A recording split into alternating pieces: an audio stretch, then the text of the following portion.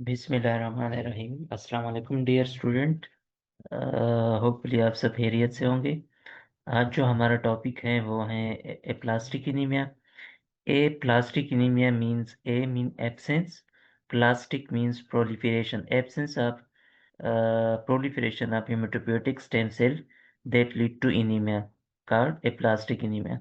So proper definition है कि aplastic anemia is a disease of pluripotent hematopoietic stem cells characterized by pancytopenia in peripheral blood and fatty replacement of hematopoietic tissue in the bone marrow. Aplastic anemia क्या है कि basically ये pluripotent hematopoietic stem cell का disease है, जिसमें pluripotent hematopoietic stem cell proliferation जो है वो स्टॉप कर देती है या कम कर देती है, जो कि लीड करता है पैनसाइटोपिनिया। पैनसाइटोपिनिया जब तीनों सेल लाइन पेरिफेरल सर्कुलेशन में कम हो जाए, आरबीसी, डब्ल्यूबीसी एंड प्लेटलेट्स, उसको हम पैनसाइटोपिनिया कहते हैं। तो aplastic anemia pluripotent hematopoietic stem cell का डिजीज है, जो कि लीड करता है पैनसाइटोपिनिया पेरिफेरल ब्लड सर्कुलेशन में, जबकि बोन मैरो में जो हेमाटोपोइटिक टिश्यू है वो रिप्लेस हो जाता है एडिपोसाइट्स या फैट सेल्स के साथ। अम, जो हेमाटोपोइटिक टिश्यू है मींस जहाँ पे ब्लड फॉर्मेशन हो रही हो, नॉर्मली ये 70% हेमाटोपोइटिक टिश्यू होता है और 30% फैटी एडिपोसाइट्स होते हैं। ये प्लास्टिक एनीमिया में क्या होता है कि एडिपोसाइट ज्यादा हो जाते हैं, हेमाटोपोइटिक टिश्यू कम हो जाते हैं, हाइपो सेलुलर मेरो होता है। सो ये plastic anemia pluripotent hematopoietic stem cell का डिजीज है, जो कि लीड करता है पैनसाइटोपिनिया सर्कुलेशन में, जबकि बोन मेरो में एडिपोसाइट रिप्लेस हो जाते हैं या फैट सेल्स रिप्लेस हो जाते हैं हेमाटोपोइटिक टिश्यू के साथ। The mature blood cells that are produced in aplastic anemia usually appear normal। Aplastic anemia में जो एप्लास्टिक एनीमिया में जो सेल्स बनते हैं वो structure wise and function wise normal होते हैं। मींस प्रोडक्शन कम होती है, लेकिन जो कम बन रहे हैं वो स्ट्रक्चर एंड फंक्शन, मॉर्फोलॉजी सब नॉर्मल होते हैं। जब माइक्रोस्कोप के अंदर देखते हैं तो बिल्कुल नॉर्मोसिटिक नॉर्मोक्रोमिक नजर आ रहे होते हैं। Pancytopenia is a condition in which tri-lineage of hematopoiesis is reduced lead to anemia, leukopenia and thrombocytopenia। Pancytopenia में क्या है कि ट्राई लिनेज, ट्राई तीन को कहते हैं, जो तीन सेल लाइन है आरबीसी, डब्ल्यूबीसी एंड प्लेटलेट्स, वो कम हो जाती है, उसकी प्रोडक्शन या हेमाटोपोइसिस कम हो जाती है, जो कि लीड करता है एनीमिया को due to reduce RBC count, leukopenia due to reduce leukocytes and thrombocytopenia due to reduced platelets। Pancytopenia एक ब्रॉड टर्म है, जिसमें तीनों सेल लाइन कम हो जाए तो उसको हम पैनसाइटोपिनिया कहते हैं। पैनसाइटोपिनिया के मल्टीपल काजेज होते हैं, aplastic anaemia is among one of them. Aplastic anaemia एक काज है पैनसाइटोपिनिया, इसके अलावा और भी काजेज हैं पैनसाइटोपिनिया की, जैसे मेगलोब्लास्टिक एनीमिया, एलोकेमिक ल्यूकीमिया, सबल्यूकेमिक ल्यूकीमिया, इसके अलावा एमडीएस हो गया, इवान सिंड्रोम हो गया, मेटास्टेसिस हो गए, ये सारे लीड करते हैं पैनसाइटोपिनिया को। पैनसाइटोपिनिया की एक स्पेसिफिक क्राइटेरिया है, जब उस क्राइटेरिया में हेमोग्लोबिन और डब्ल्यूबीसी और प्लेटलेट्स उसके मुताबिक हो, तब हम प्लास्टिक एनीमिया कहेंगे या पैनसाइटोपिनिया कहेंगे। सो पैनसाइटोपिनिया के एक स्पेसिफिक क्राइटेरिया है, वो क्राइटेरिया क्या है कि जब हेमोग्लोबिन लेवल 10 से कम हो जाए, टोटल ल्यूकोसाइट 4000 से कम हो जाए और प्लेटलेट्स 1 लाख से कम हो जाए, तब इस कंडीशन को हम पैनसाइटोपिनिया कहेंगे। या हेमोग्लोबिन 10 से कम हो, टोटल ल्यूकोसाइट काउंट नॉर्मल हो, लेकिन साथ न्यूट्रोपिनिया है, एब्सोल्यूट न्यूट्रोफिल काउंट कम है और साथ प्लेटलेट्स भी 1 लाख से कम है, तब भी हम पैनसाइटोपिनिया कहेंगे। फिर आते हैं एप्लास्टिक एनीमिया की क्लासिफिकेशन। एप्लास्टिक एनीमिया की मेजर दो में डिवाइड किया गया है, acquired aplastic anaemia and inherited aplastic anaemia. Inherited जैसे जेनेटिक डिफेक्ट की वजह से होती है, बाई बर्थ होती है, उस इनहेरिटेड प्लास्टिक एनीमिया को हम फनकोनीज एनीमिया कहते हैं।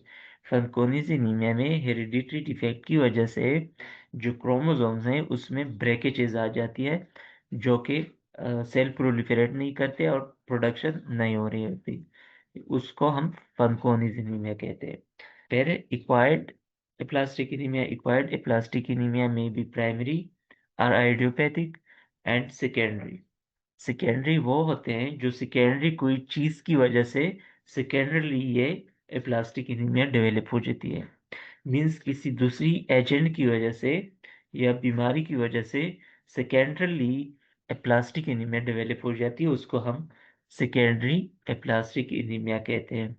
जबकि प्राइमरी या आइडियोपैथिक एप्लास्टिक एनीमिया वो एनीमिया होती है जब सारे कॉजेस को रूल आउट करते हैं, जैसे इनहेरिटेड फंकोनिजी एनीमिया रूल आउट वो नहीं है, secondary causes chemical agents expose नहीं हुए हैं, ड्रग नहीं ली है, कोई इन्फेक्शन नहीं है, एनाइजिंग रेडिएशन को एक्सपोज नहीं हुआ, कोई क्रॉनिक हेमोलिटिक एनीमिया नहीं है, कोई ऑटो इम्यून डिजीज नहीं है।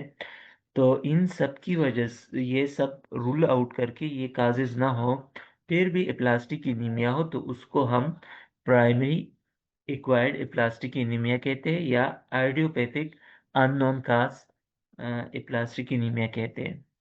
सेकेंडरी में हमने बताया कि डिफरेंट काजेज होते हैं, उसमें सबसे पहला केमिकल एजेंट्स आते हैं, जैसे बेंजीन हो गए। बेंजीन एक केमिकल स्ट्रक्चर है जो कि डिफरेंट केमिकल्स में यूज होता है।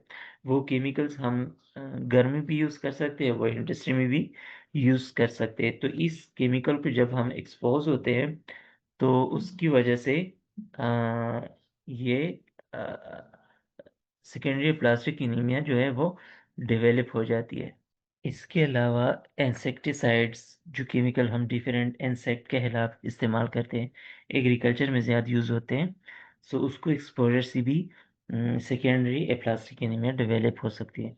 या हेयर डाई जो कि फ्रिक्वेंटली यूज़ हो रहे हैं आजकल, तो होते ही हैं जब हम के हेयर डाई करते हैं तो इट इज़ अ केमिकल, ये हमारे स्किन के साथ एडहेयर हो जाते हैं, एड्जार्ब हो जाते हैं, जो कि सर्कुलेशन से मिल के सर्कुलेशन में जाके सर्कुलेशन के थ्रू ये बोन मेरो में जाके प्लुरिपोटेंट हेमेटोपोइटिक स्टेम सेल्स की प्रोलिफरेशन को इनहिबिट कर सकते हैं। सो ये भी acquired secondary aplastic anaemia develop कर सकते हैं। या और जो बाकी जितने भी केमिकल्स हैं, कार्बन टेट्राक्लोराइड हो गया, केमोथेरेप्यूटिक्स एजेंट्स जो कैंसर में यूज करते हैं, या अर्सेनिक्स वेल नोन वो हैं, इंसेक्टिसाइड्स भी हैं और केमिकल हैं। इसके अलावा ड्रग्स ड्रग्स या मेडिसिन जैसे क्लोराम्फेनिकॉल एंटीबायोटिक्स हैं ब्रॉड स्पेक्ट्रम, इसकी फ्रीक्वेंट खाने से या परसिस्टेंट लॉन्ग टर्म के लिए जब खाते हैं तो भी एप्लास्टिक एनीमिया डेवलप कर सकते हैं। फेंसिडार नाम सुना होगा, ये एंटी मलेरियल ड्रग्स थे 10-15 साल पहले। WHO मलेरिया एरिडिकेशन में भी ये दी जाती थी। फेंसिडार अब नहीं है क्योंकि वो प्लास्टिक एनीमिया को काज करता था, अब वो बैन हो चुके हैं। इसी तरह पिनाइल ब्यूटाजोन, ये एनसेड है। इसके अलावा gold compound, sulphur drugs, antihistamines, anti thyroid, tetracycline, penicillin, ये वो ड्रग्स हैं जो कि लॉन्ग टर्म के लिए जब हम खाते हैं तो ये लीड करते हैं एप्लास्टिक एनीमिया को। या कुछ इन्फेक्शंस हैं, स्पेशली वायरल इन्फेक्शन, जिसमें हमारे पास पार्वो वायरस है, इन्फेक्शियस मोनोन्यूक्लियोसिस है, इन्फेक्शियस हेपेटाइटिस है, मीजल्स है, इन्फ्लुएंजा है। ये सारे वो वायरसेस हैं जो कि प्लास्टिक एनीमिया को डेवलप कर सकते हैं। एक एक वायरस की डिटेल में नहीं जाना चाहता क्योंकि आप माइक्रो में पढ़ चुके हो। इसके अलावा आयनाइज रेडिएशन को कोई इंडिविजुअल एक्सपोज होता है तो भी उसमें प्लास्टिक एनीमिया डेवलप हो जाती है। अब आयनाइजिंग रेडिएशन किसी भी तरीके से, जैसे कैंसर में हम रेडियोथेरेपी देते हैं, उसको रेडिएशन के सामने एक्सपोज करते हैं तो भी उसमें प्लास्टिक एनीमिया डेवलप हो सकती है। या कोई और जो डायग्नोस्टिक में यूज हो रहे हैं, MRI, CT स्कैन, एक्सरेज वगैरह, वो भी आयनाइजिंग रेडिएशन है। इसके अलावा कहीं भी बम्बिंग हो रही है तो बम ग्लास से भी वहाँ पे रेडिएशन रिलीज होती है। सो रेडिएशन से भी प्लास्टिक एनीमिया डेवलप हो सकती है। या ऑटो इम्यून डिजीज, उसमें हमारे पास जो एग्जांपल है एसिली सिस्टेमिक ल्यूपस एरिथ्रोमेटोसिस।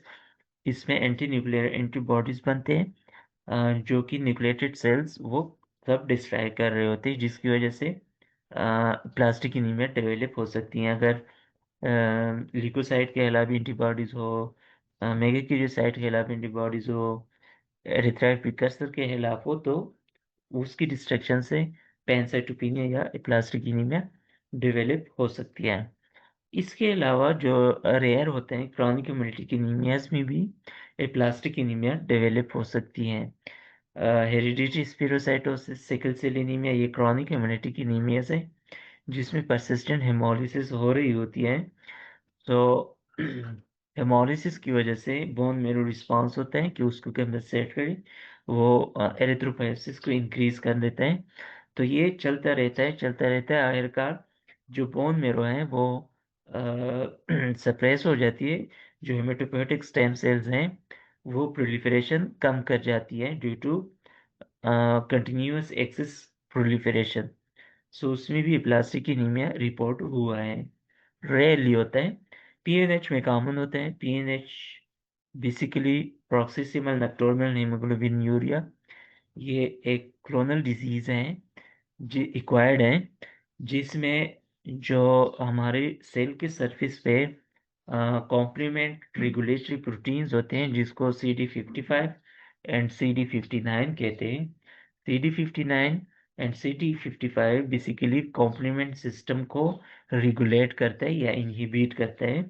जब कॉम्प्लीमेंट सिस्टम एक्टिवेट हो जाता है बॉडी में, तो ये दोनों रेगुलेट करते हैं कि कब सेल को लाइज करना है, कब नहीं करना है।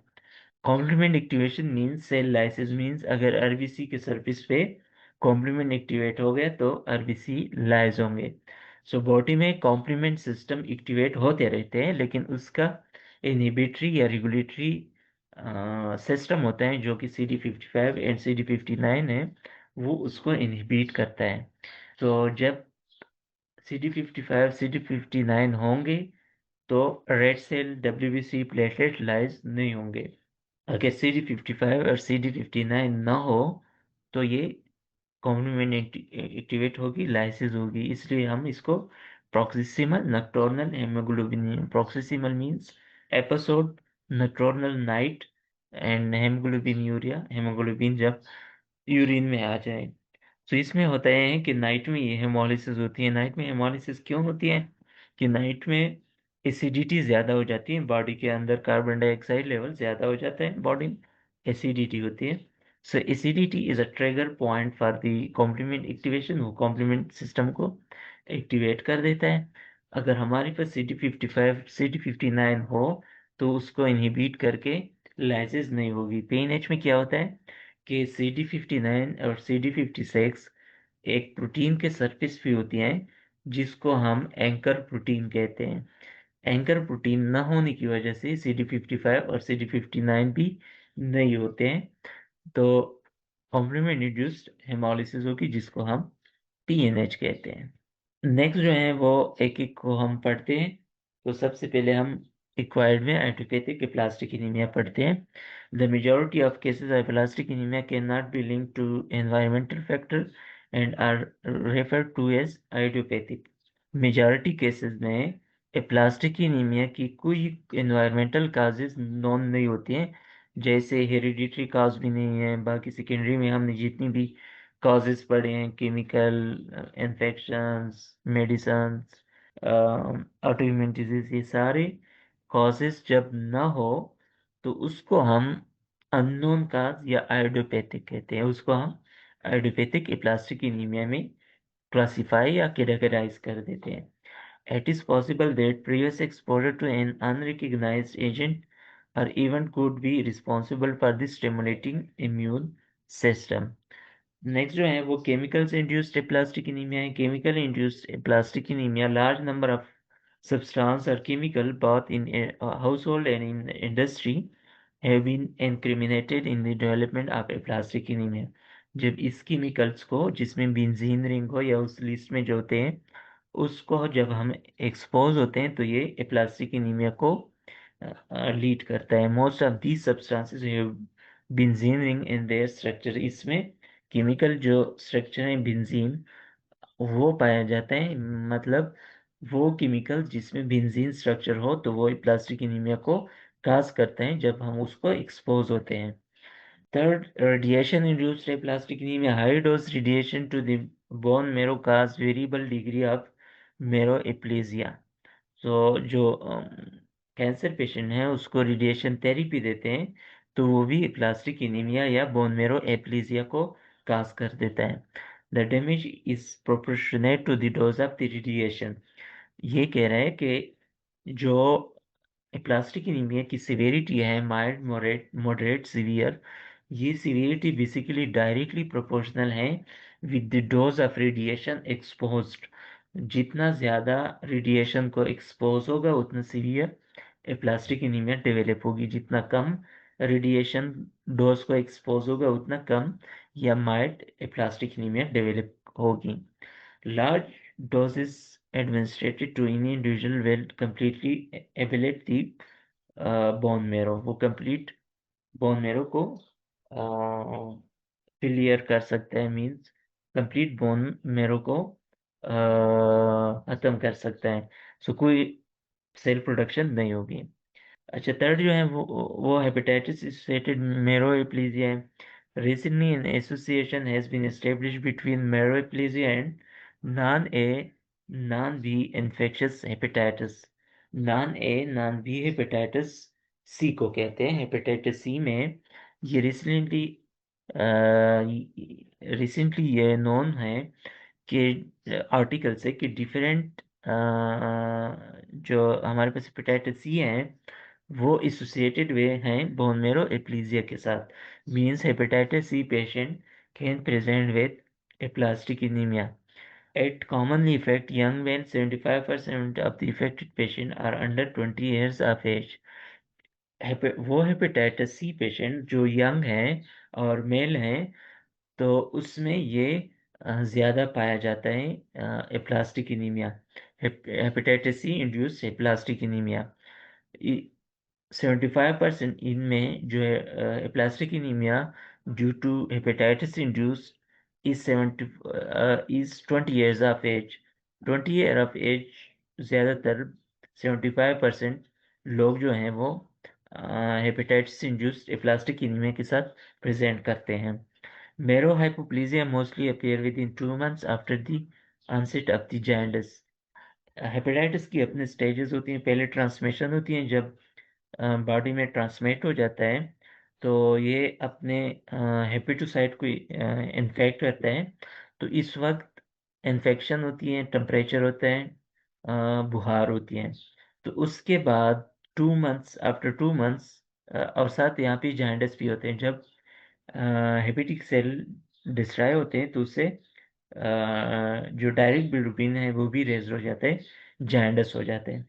सो जाइंडस जब सबसेट हो जाते हैं, कम हो जाते हैं, तो 2 months बाद जो है वो बोन मेरो एप्लीजिया स्टार्ट हो जाती है। अदरवाइज इससे पहले नहीं होती है। तो मीन्स ये लेटर स्टेज में प्लास्टिक एनीमिया को डेवलप करते हैं hepatitis. The outcome is usually fatal. Death भी हो सकती है, फेटल है। अच्छा, अब आते हैं कंजेनिटल एप्लास्टिक एनीमिया या फनकोनी anaemia. Fanconi type of anemia is inherited as an autosomal recessive trait। इसमें होता क्या है कि कोई जेनेटिक डिफेक्ट आ जाती है और इसका जो इनहेरिटेंस है वो ऑटोसोमल रिसेसिव है। ऑटोसोमल मींस इसकी जो जीन्स हैं वो ऑटोसोम क्रोमोसोम पे हैं और इनहेरिटेंस जो है वो रिसेसिव है, डोमिनेंट। तो फंकोनीज एनीमिया में होता क्या है कि प्लुरिपोटेंट हेमोटोपोइएटिक स्टेम सेल के लिए जो प्रोलिफरेशन होती है उसमें कुछ जीन्स इन्वॉल्व होते हैं। उस जीन में डिफेक्ट आ जाता है जो कि वो हेरिडिटरी होती है, ऑटोसोमल रिसेसिव होते हैं, ऑटोसोम क्रोमोसोम पे होते हैं।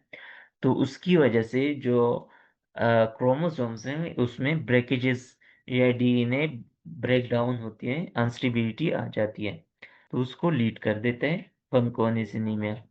They account for almost 20 to 30% of all cases of the aplastic anemia in children.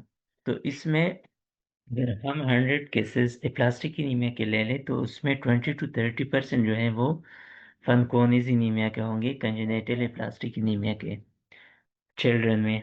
It is commonly associated with skeletal abnormalities, growth retardation, microcephaly and pigmentary dermatosis.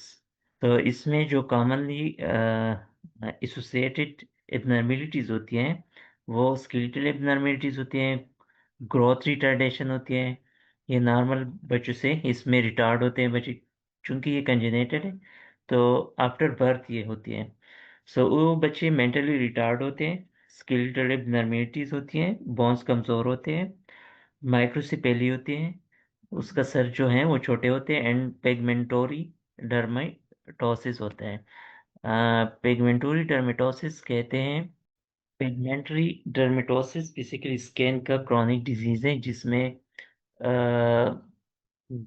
Melanin production defect होती है, chronic skin disease है जिसको हम पिगमेंटरी dermatosis कहते हैं. Nearly 10% of the patient develop acute non-lymphatic type of leukemia. सो जो फनकोनी anaemia है उसमें अप्रॉक्सीमेटली 10% जो बच्चे हैं वो प्रेजेंट कर रहे होते हैं या डेवलप कर रहे होते हैं acute non lymphoid type of leukaemia के साथ.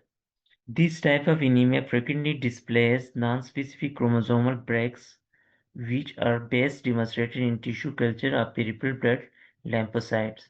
इसमें जो lymphocyte हैं उसकी हम साइटोजेनेटिक्स करते हैं, कल्चर करते हैं, तो उसमें जो क्रोमोसोम्स हैं उसमें ब्रेकेजेस होती है, उसमें ब्रेक्स होते हैं. तो ये डायग्नोस्टिक फीचर्स हैं congenital aplastic anaemia, Fanconi's aplastic anaemia की. करती किस तरह है ये? साइटोजेनेटिक्स टेक्निक से करते हैं. इसमें लिम्फोसाइट को लेते हैं, लिम्फोसाइट की कल्चर करते हैं, तो कल्चर को हम अरेस्ट करके तो क्रोमोसोम्स की मॉर्फोलॉजी देखते हैं, तो क्रोमोसोम्स में ब्रेक्स होंगे. Clinical manifestation are those of slowly progressive anemia with feature of systemic abnormalities. Clinical manifestation भी किया है कि ये स्लोली या प्रोग्रेसिवली डेवलप होती है. ऐसा नहीं है कि बच्चे जैसे पैदा हो गए तो सीवियर एनीमिया के साथ प्रेजेंट कर रहे होते हैं, ऐसा नहीं. ये स्लोली एंड प्रोग्रेसिवली डेवलप होते हैं, with the passage of time इसकी सीवियरिटी बढ़ती जाती है. If not treated follow the progressive down hill course and most patient dies within 2 years after the diagnosis is made. अगर इसको ट्रीट न किया जाए तो ये विद इन 2 years में ये बच्चे मर जाते हैं. ट्रीटमेंट जो है इसका बोन मेरो ट्रांसप्लांट है. Bone marrow transplant aplastic anemia में बहुत सक्सेसिव है. सक्सेशन रेट जो है वो बोन मेरो ट्रांसप्लांट की एप्लास्टिक एनीमिया में सबसे ज़्यादा है. सो उसको प्रॉपर अगर ट्रीट न किया जाए तो ये बच्चे 2 years के बाद जो है वो मर जाते हैं. फिर हैं clinical features of plastic anaemia. Clinically plastic anaemia किस तरह प्रेजेंट कर रहे होते हैं? सो हमने कहा था कि प्लास्टिक एनीमिया में एनीमिया होता है, लिकोपीनिया होता है और थ्रोम्बोसाइटोपेनिया होता है. तो इसी तरह जो क्लिनिकल सिम्टम्स हैं वो भी इस बेस पे हैं कि लो आरबीसीसी क्या होगा, एनीमिया होगा. जब एनीमिया होगा तो फिटीग होगा, शॉर्टनेस ऑफ ब्रेथ होगा, डिजीनेस होगा, कोल्डनेस होगा, जो प्रॉक्सिमिटी है, हैंड्स हैं, फीट हैं, पेलर होगा due to low haemoglobin, chest pain होगा due to shortness of breath. तो ये सारे वो क्लिनिकल फीचर्स हैं जो कि एसोसिएटेड हैं विद एनीमिया और लो आरबीसी काउंट.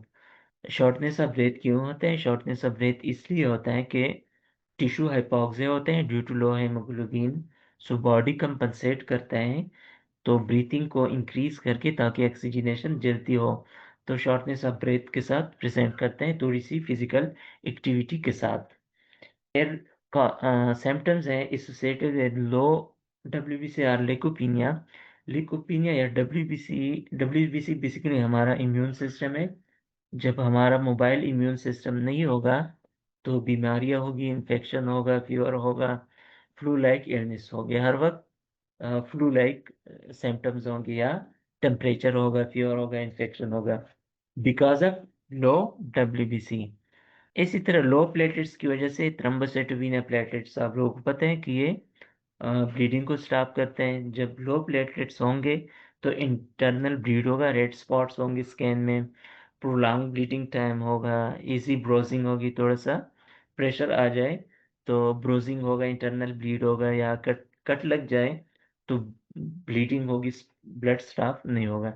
सो ये सारे सिम्टम्स जो हैं वो एप्लास्टिक एनीमिया के हैं, एसोसिएटेड विद लो आरबीसी या haemoglobin, associated with low WBC count, associated with low platelets count। सो ये एक वो है प्लास्टिक एनीमिया की कुछ पैक्चेस हैं।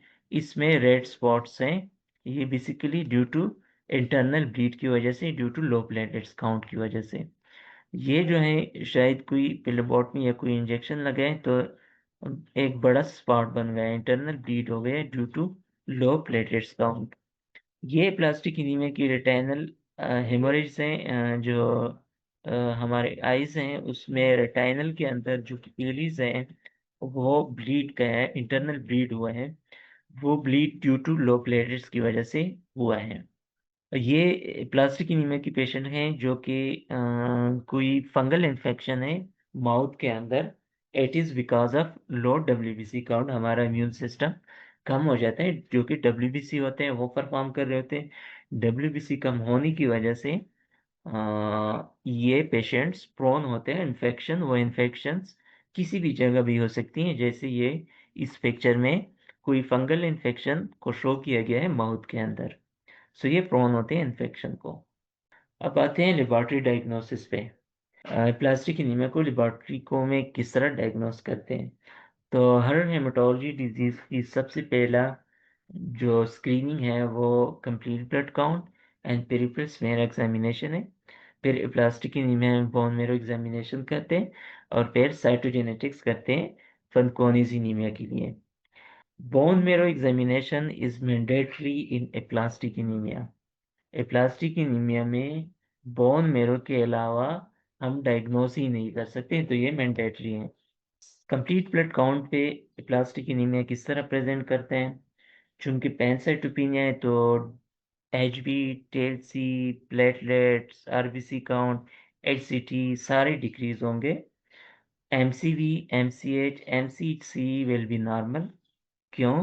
क्योंकि प्लास्टिक एनीमिया वाले जितनी भी सेल्स बनते हैं वो बिल्कुल नॉर्मल होते हैं, normal structure and normal size and normal morphology, ये नॉर्मल ही होते हैं। सो इसलिए MCV, MCH, MCHC will be normal. RDW will also be normal. There is no cell size variations. Red count will be decreased due to low RBC production due to pluripotent haematopoietic stem cell proliferation, जिसकी वजह से RBC कम बनेंगे। जब कम बनेंगे तो reticulocyte भी कम होगा। Microscope पे पेरिफेरल ब्लड पे क्या नजर आएंगे। Peripheral blood films reveals normocytic normochromic red blood cells बिल्कुल नॉर्मल होंगे with occasional nucleated RBC. Normally nucleated RBC circulation में नहीं आते due to severe anaemia. So body compensation के लिए बोन मेरो जो है वो मिच्योर के बजाय इमेच्योर सर्कुलेशन में भेज देते हैं। सो न्यूक्लिएटेड आरबीसी में थोड़ा बहुत हेमोग्लोबिन होता है, सो बॉडी उसको ऑक्सीजनेशन के लिए यूज कर सकते हैं। सो बोन मेरो कंपनसेशन से अकेशनल न्यूक्लिएटेड आरबीसी होंगे पेरिफेरल मॉर्फोलॉजी में under microscope. Mark leucopenia and neutropenia with normal lymphocytes. Leucopenia होगा और साथ न्यूट्रोपीनिया होगा विद नॉर्मल लिम्फोसाइट काउंट। अच्छा, लिम्फोसाइट काउंट नॉर्मल क्यों है? आल्दो पैनसाइटोपिनिया है, प्लुरिपोटेंट हेमोटोपोइएटिक स्टेम सेल्स जो है वो प्रोलिफरेट नहीं कर रहे हैं, तो कोई भी सेल नहीं बनना चाहिए, न्यूट्रोफिल हो, लिम्फोसाइट हो, या डब्ल्यूबीसी हो, या प्लेटलेट्स हो, वो नहीं बनना चाहिए। लेकिन हमने पढ़ चुके हैं कि लिम्फोसाइट बोन मेरो के अलावा किसी दूसरी जगह में भी उसकी प्रोडक्शन हो रही होती है, जैसे thymus. T lymphocyte mostly thymus में बनते हैं। सो इसलिए लिम्फोसाइट जो है वो नॉर्मल है। क्यों? क्योंकि बोन मेरो के अलावा थायमस भी वो नॉर्मल बना रहे हैं, तो थायमस तो ठीक है। यहाँ बोन मेरो में प्लुरिपोटेंट स्टेम सेल का इशू है। Platelets are reduced on blood film examine, platelets कम होंगे, थ्रोम्बोसाइटोपिनिया होगा। फिर आते हैं bone marrow examination. Bone marrow examination में आप लोगों को पता है कि दो तरह के होते हैं, bone marrow aspiration and bone marrow ट्रिपाइन biopsy. ये बोन मेरो में हम डिटेल से पढ़ चुके हैं। Bone marrow aspiration reveals hypocellular मेरो विद द रिड्यूस्ड एरिथ्रोपोएसिस। पूरा बोन मेरो जो है वो हाइपोसेलुलरिटी होगा। हाइपोसेलुलरिटी मीन्स हेमाटोपोइएटिक टिश्यू कम होंगे, एडिपोसाइट या फैट सेल ज्यादा होंगे। विद रिड्यूस्ड एरिथ्रोपायोसिस, एरिथ्रोपायोसिस जो है वो रिड्यूस्ड होगा, कम होगा। Myelopoiesis, megakaryopoiesis, lymphocyte and plasma cells are normal. Normally ये करेक्ट कहेंगे, myelopoiesis and megakaryopoiesis also suppressed, इसमें सप्रेस्ड होते हैं। Erythropoiesis, myelopoiesis and megakaryopoiesis also suppressed, ये मैं करेक्ट कहूँगा। Lymphocyte and plasma cell are normal because of it is also synthesized by thymus. Iron storages are increased. Iron storages जो हैं bone marrow वो increase होंगे। क्यों? क्योंकि वो यूटिलाइज नहीं हो रहे, वो वहां पे पड़े हैं। यूटिलाइज मींस आरबीसी बन नहीं रहे, हेमोग्लोबिन बन नहीं रहे हैं, तो वो अंडर यूटिलाइज्ड होते हैं, तो वो पड़े होते हैं, स्टोरेजेस इंक्रीज होते हैं on the stain of iron stain. Bone marrow trypan biopsy reveals hypocellular marrow with replacement of adipocyte। Trephine biopsy में क्या होगा कि हाइपोसेलुलर होगा, जो हेमेटोपोइएटिक टिश्यू है वो रिप्लेस्ड हुआ होगा एडिपोसाइट्स के साथ या फैट सेल्स के साथ। lymphocyte and plasma cell are normal. There is no evidence of leukemia, lymphoma, or granuloma identified on bone marrow slide examination. सोलरली अगर एप्लास्टिक एनीमिया की पेशेंट हैं तो उसमें हाइपोसेलुलर मेरो के साथ इंक्रीज एडिपोसाइट होंगे, लिम्फोसाइट और प्लाज्मा सेल काउंट नॉर्मल होंगे, क्योंकि वो टाइमस में बनते हैं या किसी और जगह भी बन सकती हैं बोन मेरो के अलावा। और उसमें कोई मेलेग्नेंट सेल्स या लुकीमिया या लिम्फोमा या ग्रीनुलोमा नहीं होगा बोन मेरो ट्रिपाइन बायोप्सी एग्जामिनेशन पे। फिर आते हैं फनकोनीज एनीमिया की स्पेसिफिक डायग्नोसिस के लिए। उसके लिए हम साइटोजेनेटिक्स कहते हैं, increase sensitivity of cells to chromosomal damage by DNA cross linking agents. 13 genes are responsible. IV54 mutation is associated with multiple dysmorphism, severe pancytopenia, higher incidence of AML। इसमें क्या होता है कि जो डीएनए में क्रॉस लिंकिंग है, cross linking agents जो हैं वो बेसिकल क्रोमोसोम को डैमेज करता है। जब डैमेज हो जाता है, डैमेज क्यों होता है? बेसिकली जीन में कोई म्यूटेशन आ जाते हैं, कोई चेंजेस आ जाते हैं। सो वो genes approximately 13 genes are responsible for Fanconi's anaemia. वो अभी तक 13 जीन्स आइडेंटिफाई हो चुके हैं जो कि रिस्पॉन्सिबल होते हैं फनकोनिस एनीमिया या हेरिडिटरी एप्लास्टिक एनीमिया। उसमें एक स्पेसिफिक म्यूटेशन है जिसको हम IV54 म्यूटेशन कहते हैं। ये म्यूटेशन फनकोनिस एनीमिया में जब डायग्नोस हो जाता है तो इस पेशेंट में मल्टीपल डिसमॉर्फिज्म होती है, सीवियर पैनसाइटोपिनिया होते हैं और higher incidence of AML। So aplastic anemia में एप्लास्टिक जो फनकोनिस एनीमिया में तो को इंसिडेंस करते हैं AML के साथ। AML के साथ कौन सी जीन म्यूटेशन? जब IV54 म्यूटेशन आ जाए तो उस पेशेंट में AML की को इंसिडेंस की चांसेस ज़्यादा हैं। तो ये प्लास्टिक एनीमिया की ट्रू या रियल बोन मेरो ट्रिपाइन बायोप्सी की स्ट्रक्चर है। अगर आप यहाँ देख ले, ये बोन मेरो ट्रिबिकुलाई है, ये एडिपोसाइट हैं जो वाइट वाइट नज़र आ रहे हैं, ये जो बिल्कुल छोटे छोटे डॉट्स नजर आ रहा है ये हेमेटोपोइएटिक टिश्यू है। सो ये मेरो बेसिकली हाइपोसेलुलर मेरो है। अगर इस तरफ देख ले तो ये एडिपोसाइट्स हैं, ये साइनसेस हैं, ये ट्यूबिकुलाई या बोन है, तो इसमें ये हेमेटोपोएटिक टिश्यू है। सो नॉर्मल बोन मेरो इस तरह नजर आ रहे होते, तो ये नॉर्मल सेलुलर है।